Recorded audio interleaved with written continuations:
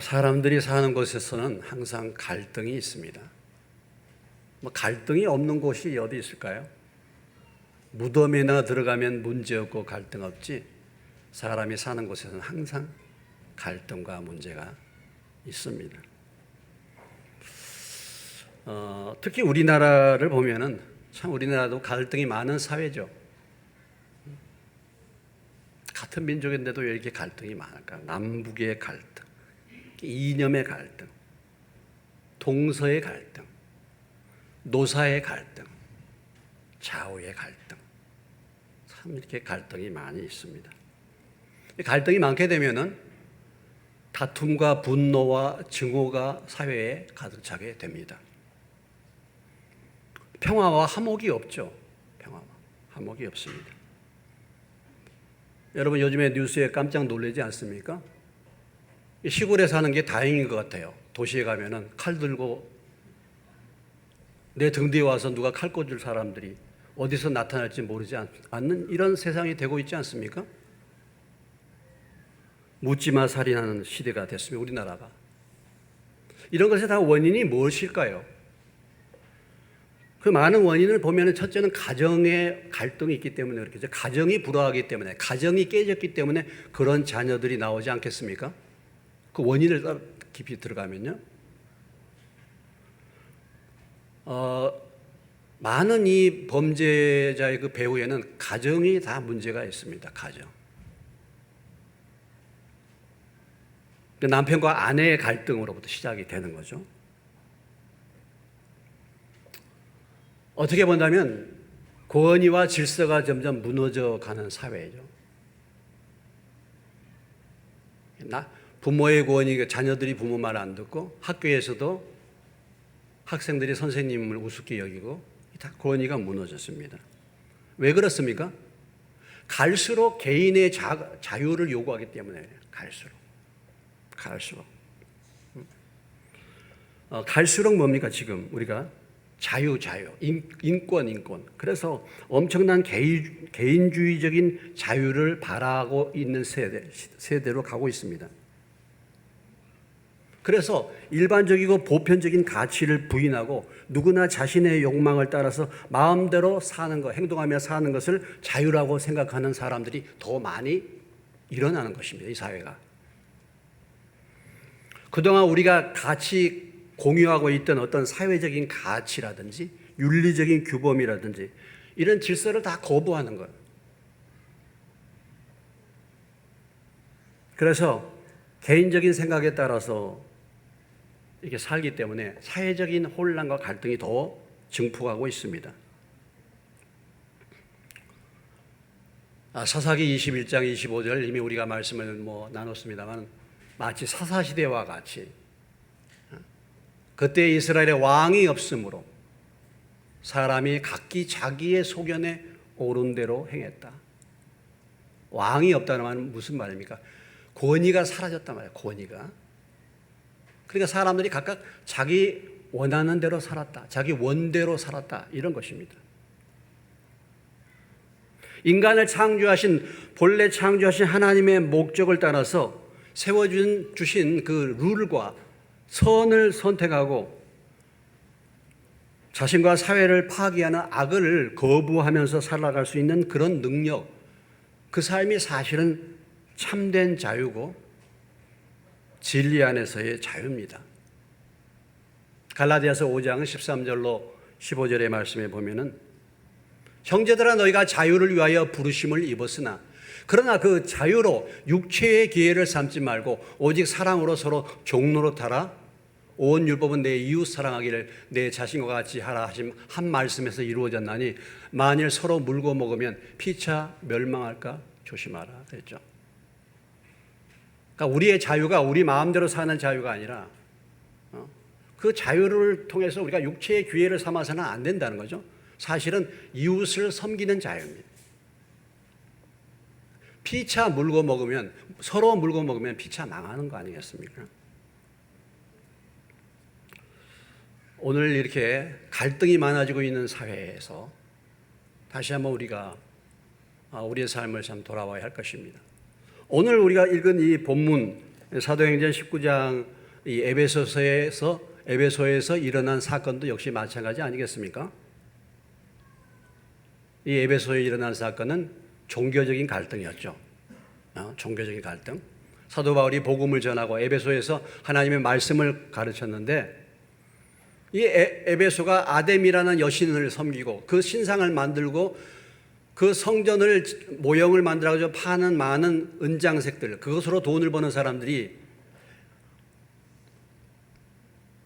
사람의 손으로 만든 것이 우상이다. 이게 사실 복음의 가르침이잖아요. 하나님은 영이시고 이 세상에 만드는 건 우상이다. 이런 말씀들을 가르치기 때문에 우리가 우리의 사업에, 우리의 장사에 심각한 타격을 받았다. 그래가지고 데메드리오라는 사람이 주동해가지고 거기에 관계되는 직공들과 그 외의 사람들을 선동하고 거기에다 또 많은 무리가 같이 연합해가지고 지금 이 에베소에서 심각한 소요 사태가 일어난 것이었습니다. 그러니까 이권 문제도 사실 그 배후에 보면 이권으로 말미암은 그런 시위와 소요가 일어나는데, 그런데 이 갈등하는 이 문제에 대해서 이 문제를 진정시키고 해결시키는 방법이 뭐냐? 오늘 하나님이 이 문제를 해결시킬 사람으로 바로 서기장이라는 사람을 등장시켰다라는 것입니다. 서기장.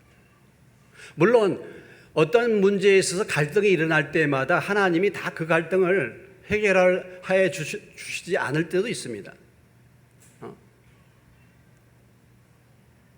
빌립보에서 바울이 귀신 들린 여종을 치료했는데 그 귀신 들린 여종의 주인이 바울을 고발했잖아요.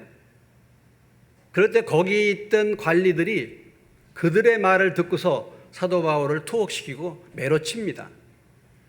그런 일들도 있었죠. 그런데 오늘 이 에베소에서는 서기장, 한 사람의 분별력 있는 서기장, 지혜로운 서기장이 나타나가지고 이 문제를 해결했다라는 것입니다. 오늘 우리는 이 사건을 통해서 이 갈등의 사회에 우리가 어떻게 함으로 이런 갈등들을 풀어나갈 것인가, 주의 말씀의 교훈을 받을 수 있는 저와 여러분 되시기를 주의 이름으로 축원합니다.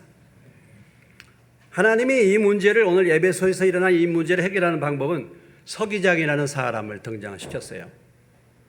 이 사람은 예수 믿는 사람, 하나님을 믿는 사람이 아니잖아요. 이방인입니다. 하나님은 때로는요, 이방 사람들을 사용하기도 하셔요. 꼭 믿는 사람이 아니라 하나님이 바벨론으로 포로로 갔던 이스라엘 백성들이 70년 동안 포로 생활을 한 다음에 결정적으로 그 바벨론 포로에서 돌아오게 한 그 사건이 있었는데, 그것은 뭐냐면 고레스 왕이, 바사의 고레스 왕이 등극함으로 그 문제가 해결됐습니다. 그러니까 이 고레스 왕은 하나님을 모르는 왕인데, 고레스 왕이 등극하자마자 그 원년에 모든 포로로부터 온 백성들은 다 자기 나라로 가라. 특별히 이 유대인들 해방. 그래서 유대인들이 고국으로 돌아올 수 있게 된 것인데, 하나님은 그때에 이 고레스라는 사람을 통해서 이스라엘 백성들이 해방받고 돌아올 수 있도록 이렇게 하신 것입니다. 하나님은 때로는 이방 사람들도 사용하죠. 어쩌면은 답답한 교인들보다, 앞뒤가 꽉 막힌 교인들보다 차라리 지혜로운 이 세상 사람들이 어떤 문제를 해결하는데 훨씬 더 나을 수도 있어요, 여러분. 그러면 오늘 이 서기장이 어떻게 이런 문제들을 풀어나갔는가라는 것입니다. 그에게는 바른 분별력이 있어요. 바른 분별력. 이 문제를 정확하게 볼 수 있는 그런 분별력이 있었다라는 것을 볼 수가 있습니다. 자칫 잘못하면은 여기 뭐 서기장이라는 것이 공산당 서기장을 말하는 거 아닙니다. 공산당 서기장은 공산당 우두머리를 공산당 서기장이라고 하는데, 그런 사람이 아니고 시에서 어떤 중요한 일을 담당하는, 뭐 오늘날로 말할 것 같으면 국장, 이런 정도의 사람이죠. 근데 그 사람이 이 소요와 이 문제를 이제 듣고 그 현장에 갔는데 어쩌면은 이럴 수 있습니다. 어쩌면은 지금 데메드리오나 그 은장색 그 직공들이나 이런 사람들, 다수의 사람들이 소요를 일으키기 때문에 이 사람이 그들의 입장에 설 수가 있습니다. 예? 지금 바울과 그 일행은 다 이방인들이에요. 이 에베소로 보면은 외부에서 온 사람들이야. 그러니까 여기 현재 있는 사람들의 얘기에 더 귀를 기울일 수가 있고 지금 다수가 소란을 피우기 때문에 그들의 의견을 더 존중할 수도 있습니다. 많은 경우가 그럴 수 있어요. 그런데 오늘 이 서기장은 그렇지 않았다는 것입니다. 자, 그가 이렇게 이제 일들을 진행해 나갑니다. 서기장이 무리를 진정시키고 이르되 에베소 사람들아, 에베소 시가 큰 아데미와 제우스에게서 내려온 우상의 신전지기가 된 줄을 누가 알지 못하겠느냐? 이 일이 그렇지 않다 할 수 없으니 너희가 가만히 있어서 무엇이든지 경솔이 아니하여야 하리라 얘기했어요. 일단은 흥분된 무리들을 진정시켰어요. 진정시키는 거야. 진정시켜. 우리가 말도 그렇죠. 진정시키는 언어가 있어요. 잠언 15장 1절에 보면 뭡니까?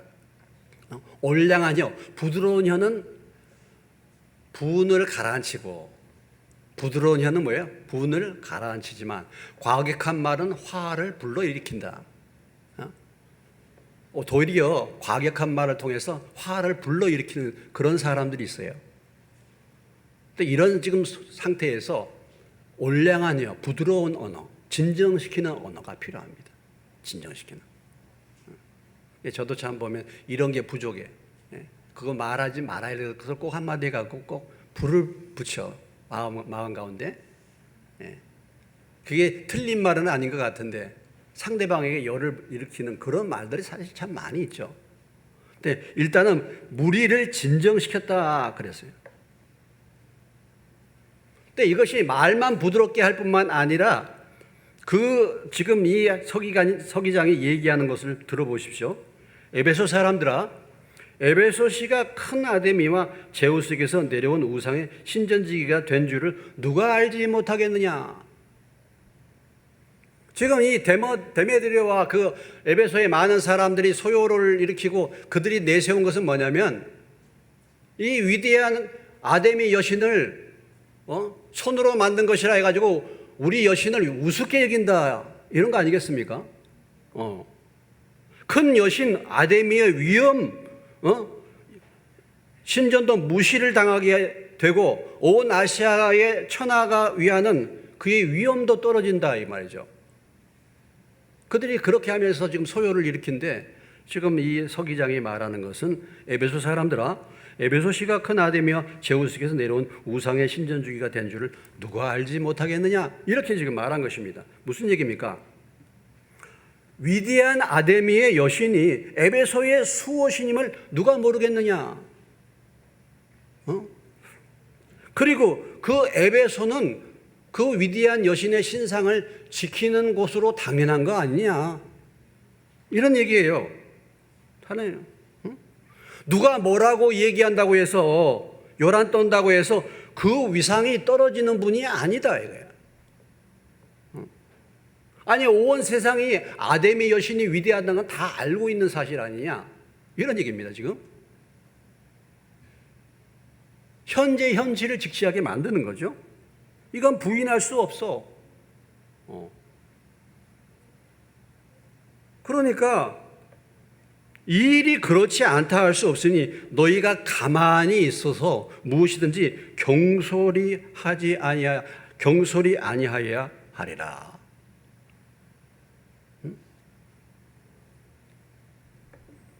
여러분, 진짜와 진실은요, 아무리 다른 사람들이 가짜와 거짓이라고 외쳐도 진짜와 진실은 진짜와 진실이에요. 좀 더운데 이상한 말 하죠, 계속. 예. 진짜를 갖다가 아무리 가짜라고 공격한다고 해서 그게 가짜가 되는 겁니까? 예? 그거 아무리 외쳐도 그런 거예요. 가짜를 아무리 진짜라고 외쳐도 그건 나중에 판정이 되는 것이죠. 근데 당연한 것을 괜히서 이렇게 요란하게 하면은 도리어 그 위상이 떨어진다 이거예요. 여러분 명품은요, 여러분 명품 막 자꾸 광고하는 거 보셨어요? 예? 명품 광고하는 거 보셨습니까? 뭔 똥? 뭐 루이부똥인가 뭐 이런 똥 그런 거 이 똥인지 저 똥인지 그거 텔레비전에서 광고하는 거 보셨어요? 그거 이미 뭐 명품이기 때문에 광고할 필요가 없어요. 써본 사람이 알죠. 써본 사람이 다 아는 것입니다. 예수 믿는 거, 하나님을 섬기는 것이 복된 것인가 아닌가 이거 얘기할 필요가 없어. 내가 믿어보고 내가 순종해 보면 알아요.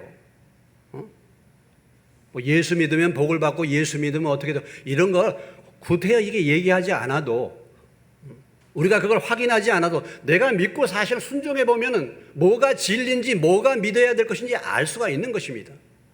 그렇게 살지 않기 때문에가 문제가 있죠. 그렇게 살지 않기 때문에 문제가 있는 것이죠. 써보고 체험해보고 믿어보고 순종해보니까 그게 진리이고 참 하나님이야. 그게 당연한 것입니다. 그렇기 때문에 그것 가지고 너희가 가만히 있어서 그 경솔하게 하지 말아라 이거야. 당연한 건데 지금 이렇게 이제 이 서기장이 말하는 것이죠. 증거와 사실 확인과 말씀의 기준을 따라서 판별하고 경솔하게 하지 말라요. 경솔하게. 우리가 보면요, 참 뭐든지 이렇게 경솔할 때 문제가 생기는 경우가 많지 않습니까? 대개 이런 소요에 휩쓸리는 사람들 보면은 성급해, 감정적인 사람들이 많아. 감정. 잠언에 보면 성질 급한 사람은 친구로 사귀지 말라 그랬어요. 성질 급한 사람 뭐라고요? 친구로 사귀지 말라.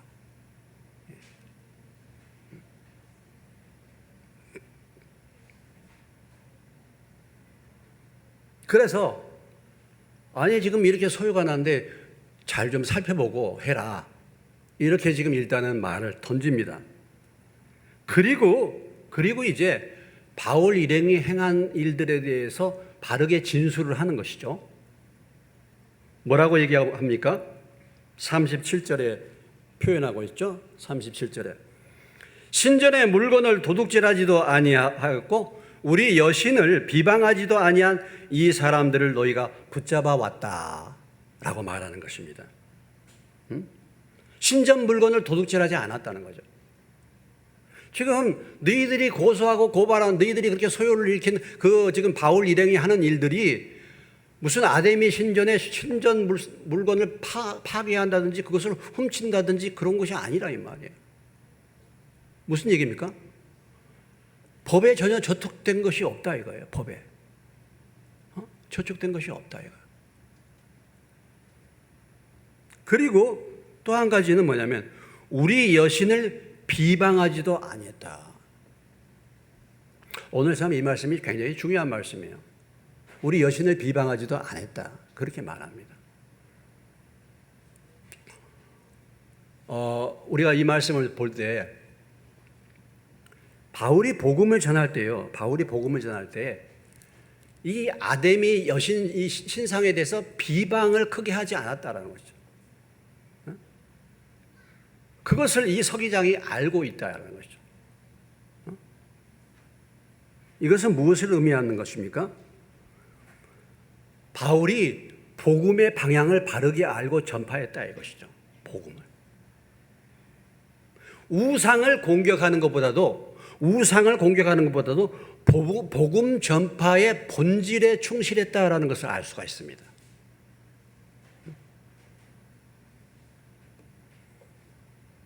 우리가 상대방을 공격하고 상대방을 비판해가지고 우리 것이 더 좋다라는 것을 인식하려고 할 때가 많이 있습니다. 그럴 경우가 많이 있어요.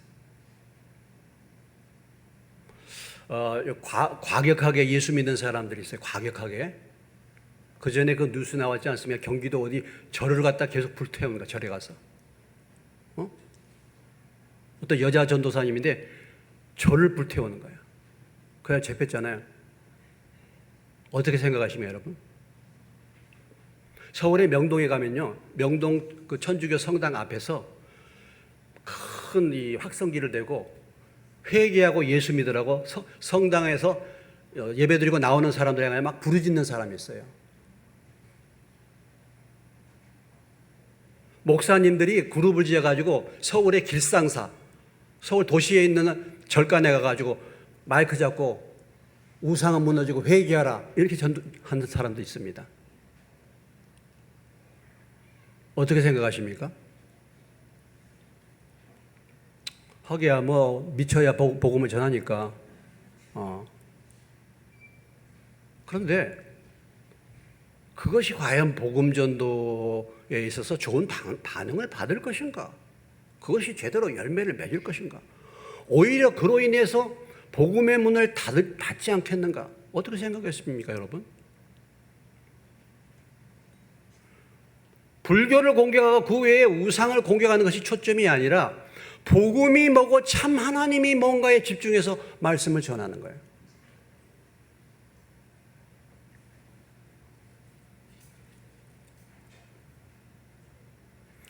가짜를 공격하고 비판하는 것보다 진짜가 진짜다워지는 데 초점을 두는 것입니다. 상대방을 막 비방해. 막 그래가지고 상대방의 그 약점과 잘못된 것을 막 비방해가지고 그러면 상대적으로 내가 더 의로워지고 내가 더 나아지잖아요. 이런 방법으로 하는 것이 아닙니다.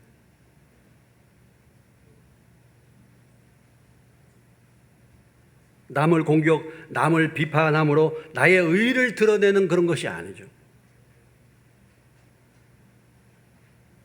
복음이 뭔가 이것을 제대로 바르게 섬기는 것이고 우리가 주변에 있는 사람들에게 복음을 전할 때 그 복음의 가치관과 그 삶을 사실 보여주는 것이 필요한 거 아니겠습니까? 그러니까 오늘 이 서기장이 말하기를 우리 여신을 비방하지도 아니했다고. 그러니까 사도 바울이 복음을 전할 때 에베소에 가서 그 아데미 여신은 정말 이건 귀신에게 섬기는 것이고 우상이고 무너질지다 이렇게 안 했다는 것입니다. 그러니까 복음을 전하면 참 하나님이 누구신가 알기 때문에 손으로 만든 것은 우상이라는 것을 알 수 있게 되는 것이죠.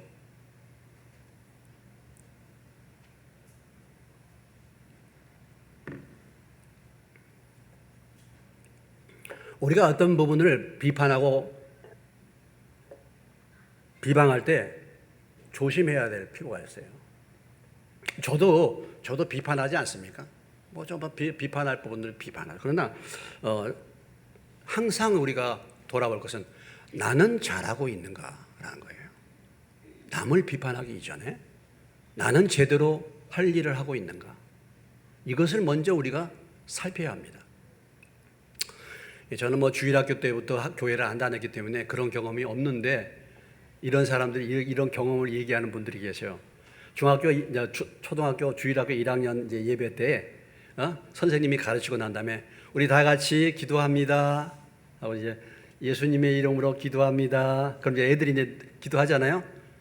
아멘 하면 꼭 한 애가 있다가 선생님 얘 눈 떴어요.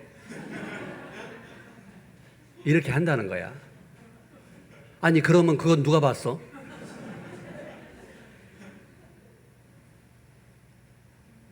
그건 누가 봤어?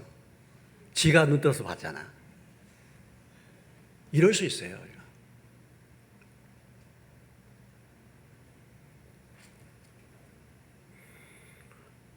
우리가 비방할 때 잘못된 것을 비판할 수도 있죠. 우리가 뭐.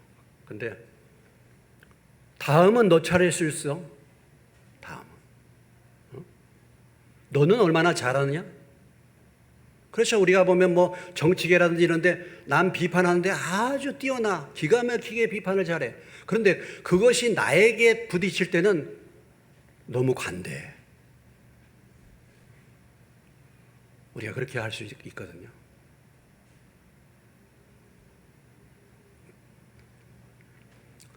먼저 우리는 어떤 문제들이 일어날 때 그런 부분에서 갈등의 문제가 일어날 때 첫째 그것이 나의 기도 제목이 돼야 되는 거 아니겠습니까? 먼저 나의 기도 제목이 되는 거죠. 나의 기도 제목.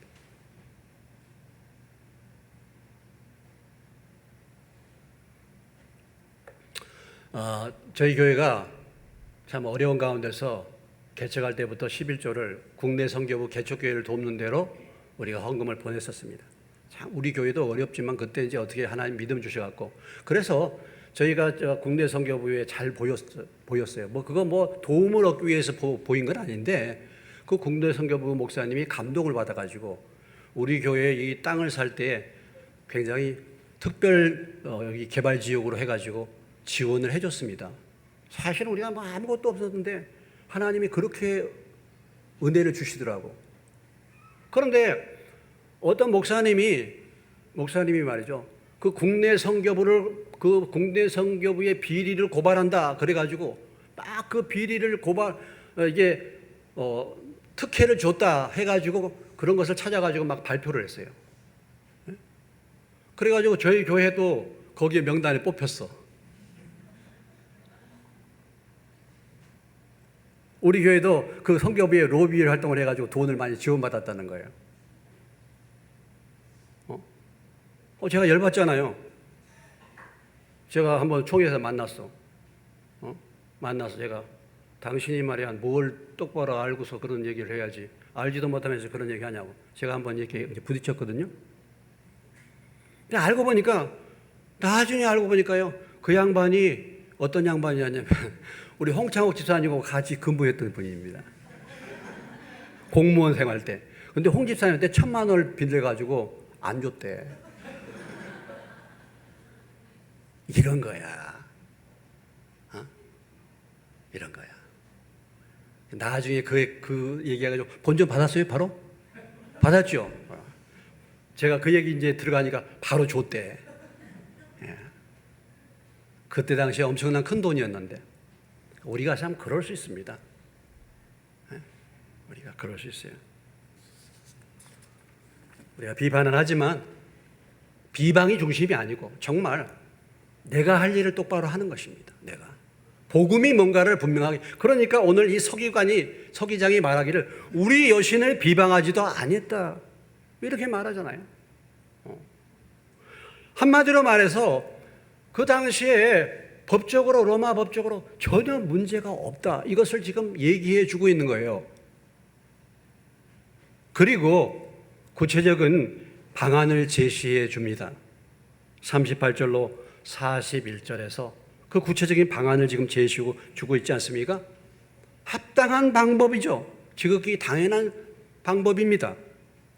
무슨 얘기입니까? 만약에 38절 데메드리와 그와 함께 있는 직공들이 누구에게 고발할 것이 있으면 재판날도 있고 총독 돌고 있으니 피차 고소해라 이 말이에요. 당사자들이 고소할 일이 있으면 문제가 있으면 지금 재판장도 열려 있어. 그리고 재판관들도 있기 때문에 얼마든지 고소할 수 있다 이거예요. 그렇게 하라 이것입니다. 하라. 그 다음에 만일 그 외에 무엇을 원하면 정식으로 민회에서 결정할지니라. 이렇게 말했어요. 무슨 얘기입니까? 더 요구할 사항이 있으면, 그러니까 이게 민사적인 부분이죠. 더 요구할 사항이 있으면 공식적인 모임, 민회에서 다뤄라. 여기 민회라는 것이 뭡니까? 이 그리스의 민주주의의 출발이, 우리나라 이 모든 민주주의 출발이 이 민회에서 나온 거거든요. 물론 그 당시에는 약간 제한이 있었습니다. 남자들만 참석하는 건데 그 당시로 본다면 직접 민주주의의 출발이에요. 대표적인 사람들, 시민권 있는 사람들을 뽑아가지고 거기에서 의견을 모아서 판정을 내리도록. 그러니까 가서 민회에 가서 더 문제될 부분이 있다면 가서 말을 해라 말이죠. 그 당연한 거 아니야. 이렇게 지금 말하는 것입니다. 그리고 그들의 지금 현재의 소요의 상태에 대해서 오늘 40절 아무 까닭도 없는 이 일에 우리가 소요 사건으로 책망받을 위험이 있고 우리는 이 불법 집회에 관하여 보고할 자료가 없다. 이렇게 말했어요. 무슨 얘기입니까? 지금 이것이 무슨 법적으로 크게 문제가 되는 그런 문제를 다룬 것이 아니라 이게 지금 이것이 책망받을 수밖에 없는 소요 사건이다. 이런 얘기죠. 법적으로 문제가 될 사건이다. 이런 말입니다. 이것이 그리고 불법 집회다. 이렇게 지금 말하는 것입니다. 그래서 잘못하면은 소요와 소란죄로 다스릴 수밖에 없는 그런 죄다. 이렇게 지금 말하는 것입니다. 여러분, 이 아테네도, 이 에베소도, 제가 아까도 아테네라 그랬습니까? 제가 가끔 가다가 엉뚱한 소리 한다 그래요, 나중에. 근데, 이 에베소도 당시에 로마의 지배를 받고 있지 않았습니까? 로마법이 다 적용되는 거죠. 로마에서는요, 소란과 소요죄를 굉장히 크게 다뤘습니다. 내란을 굉장히 크게, 반역이 일어날까 봐서 이렇게 소요 사태와 소란을 굉장히 큰 죄로 다스렸어요. 그렇기 때문에 지금 너희들이 하는 것이 법적으로 문제가 되고 불법 집회니까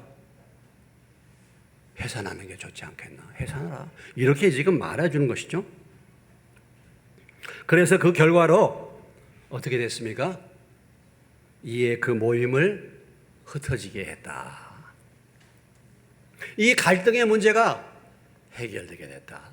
소란이 잔잔케 되고 해산하게 되었다라는 것입니다.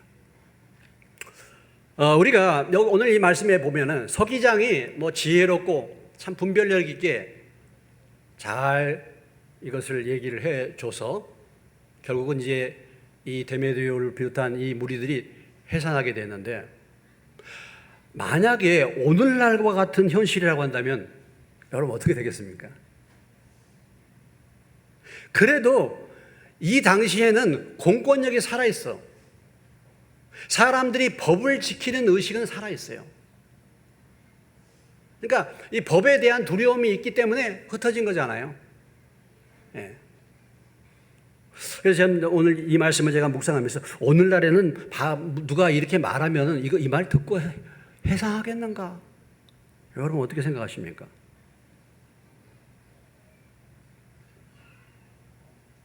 오늘날에는 공권력이 무너졌지 않습니까? 권위주의는 무너져야 되지만 권위는 지켜져야 되는데, 이거 권위주의를 무너뜨리다가 권위까지 무너져 버렸어. 만약에 이런 얘기 했으면 소요를 일으킨 사람들이 이 말 들었을까? 오늘날 같으면, 우리나라 같으면 이거 들을 생각을 안 했을 것 같아요. 우리의 주장이 옳다. 우리는 끝까지 관철한다. 이 우리의 의견이 반드시 정의다. 이것은 맞는다. 나머지는 다 틀렸다. 이렇게 아마 하지 않았을까? 우리가 시위를 해도 평화적으로 시위를 하고 법을 지키는 가운데서 시위를 하고 법에 따라서 질서를 유지해야 되는데, 참 오늘 우리 시대는 과연 이건 공권력이 살아있기 때문에 문제가 해결된 거잖아. 네. 그렇게 말한다고 해서 이 소요가 해산이 되겠는가라는 거죠.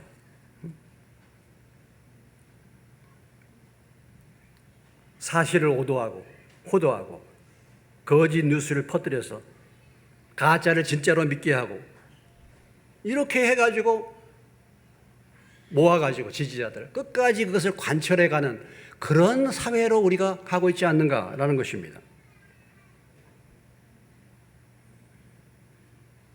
그리고 거기에 대해서 사과를 한다든지, 잘못하면은 그것이 거짓이라고 드러나면 거기에 대해서 거짓말을 했다고 사과를 한다든지 하는데, 그냥 아니면 말고예요. 요즘에 우리 세대를 보면. 여러분, 우리나라의 무고죄가요, 그전에도 제가 말씀드린 무고죄가, 별 저기가 없는데 이렇게 고소하고 고발하는 이 무고죄 있잖아요. 이게 일본의 200배가 넘습니다. 참 이상한 것은 한국에는 교회가 그렇게 많고 한국에는 800만 명의, 옛날에는 1200만이라고 하는데 800만의 신도가, 800만의 성도가, 교인들이 살고 있다고 하는데 일본은 1%도 안 되거든요. 또 일본 사람들이 훨씬 더 정직해. 왜 그런가? 참 그게 우리가 회개할 문제예요.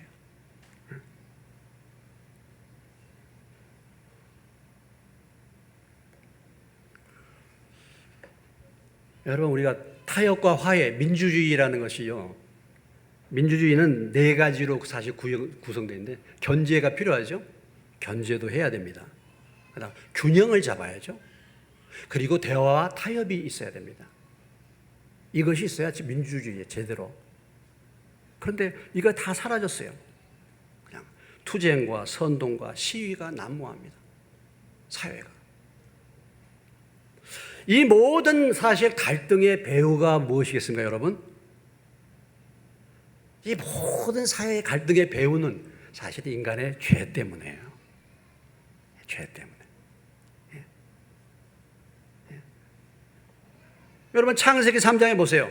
아담과 하와가 얼마나 사이좋게 지냈습니까? 처음에 아담이 하와를 보고 뭐라고 했습니까? 이는 내 뼈 중에 뼈요, 살 중에 살이다. 그런데 죄가 싹 들어와 가지고 말씀에 불순종하고 사단이 들어오니까 자기가 하나님이 됐잖아. 그래서 서로 간에 어떤 관계가 생겼습니까? 바로 즉각적으로 갈등이 생겨요. 즉각적으로 서로 뭐야? 그렇게 사랑의 고백의 대상이 원망과 불평의 대상이 된 거예요. 얘 때문에 나 먹었어요. 아니요, 얘 때문에요.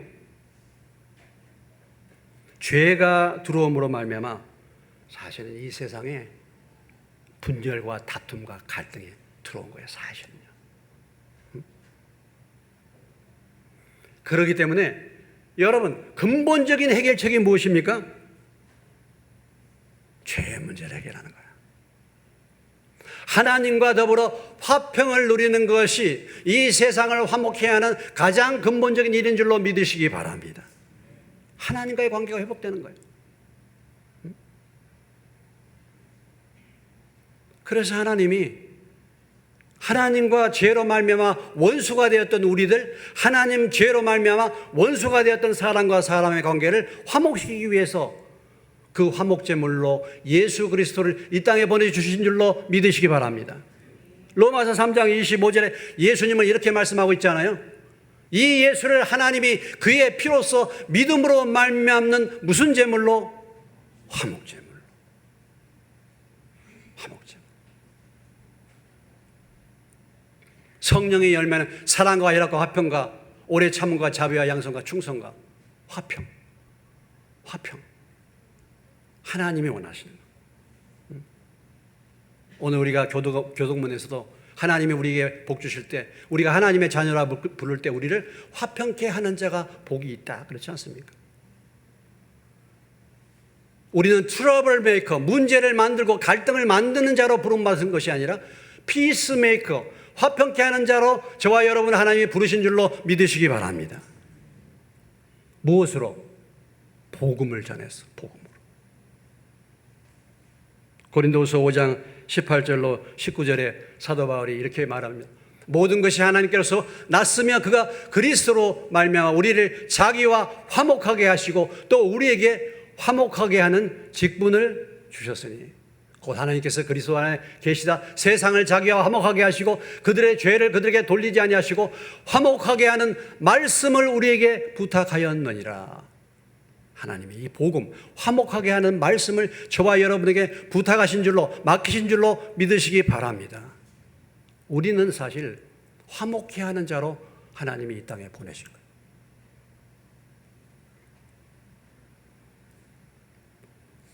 교회는 분열된 이방과 유대인 전혀 하나가 될 수 없는 공간이잖아요. 그러나 주님이 오셔서 십자가의 죽으심으로 이방인과 유대인 원수되었던 그 사람들이 한 공동체가 되도록 부르신 것이 하나님의 교회입니다.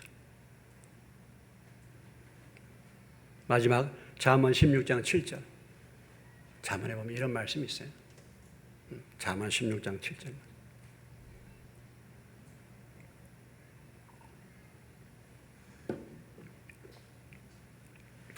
16절 7절.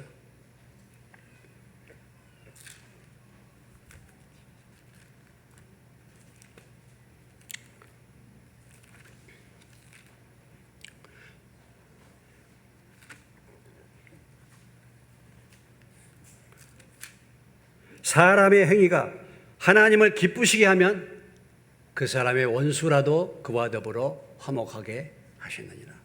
우리의 관계가 하나님과의 관계가 화평하게 되면 원수라도 화목하게 하나님. 그러니까 우리 모두가 하나님과 화평. 이 세상의 모든 갈등과 이 세상의 모든 것, 사실 하나님과 화평을 이루지 못한 사람들이 움직이기 때문에 그런 것입니다. 비록 우리의 활동이 제한되었지만은 우리가 이 땅에 사는 동안에 하나님이 우리에게 주신 화평케 하는 이 복음을 가지고 화평의 복음을 전해서 하나님과 원수되었던 사람들, 그들을 하나님과 화평하게 만드시고, 그리고 사람과 사람과 더불어 화평하는 은혜가 임하시기를 주님의 이름으로 축원합니다. 오늘 이 에베소의 갈등의 문제를 해결했던 서기장처럼 하나님은 이제 하나님의 법을 통해서 이 세상의 갈등의 문제를 치료하기 위해서 저와 여러분을 부르신 줄로 믿으시기 바랍니다. 우리는 화목하게 하는 대사예요. 그래서 하나님의 복음을 전해서 하나님과 그들로 하여금 화평하게 만들고, 그래서 그들이 사람과 화평한 관계를 맺는, 물론 이것이 규모도 적고 범위도 적고 언제 그렇게 될 수 있겠는가 하지만 우리 가정에서라도, 내가 있는 자리에서라도 하나님의 말씀을 통해서 화평을 이룰 수 있는 저와 여러분 되시기를 주님의 이름으로 축원합니다. 기도하겠습니다. 하나님 아버지, 오늘 이 에베소 현장에